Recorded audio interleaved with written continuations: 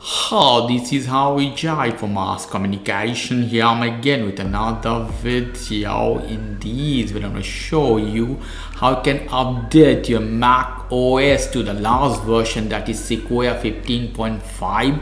I'm doing this to Mac Mini M4 chipset. You can do to any other version of Mac. I think after 2020 all the Mac is eligible to this update. Not only that, I'm gonna update or install also Apple Intelligence this time to try this up. So in this case we have to go to Apple logo here, and we have to go to system setting here, or you can go here directly system setting.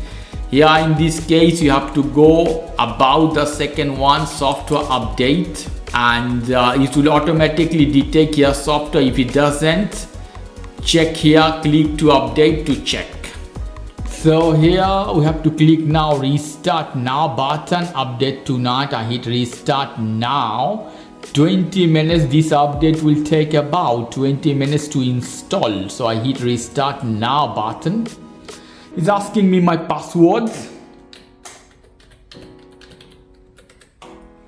Hit OK button. After that, installing update, you see here, we have to wait. It's already downloaded in my computer. If any application is open, it would say to quit that application. My QuickTime that I'm recording this video is open, so I have to quit this one. So now I'm at my phone. You can see Apple logo is loading. After restarting couple of times, it comes to this screen asking me my password. So you have to put the password of your Apple account. Now it's setting up iCloud. I don't want to share anything. I hit continue button. Apple Intelligence, if you want to activate, in this case I hit set up Apple Intelligence. All your file in iCloud, storage file, document, desktop. I don't want all the files in iCloud. I hit continue. Software update complete. Welcome to Mac. Here you can see version Mac Sequoia 15.5. Lovely. So the last version, and here you see Apple Intelligence. I click this one. Siri, I click on.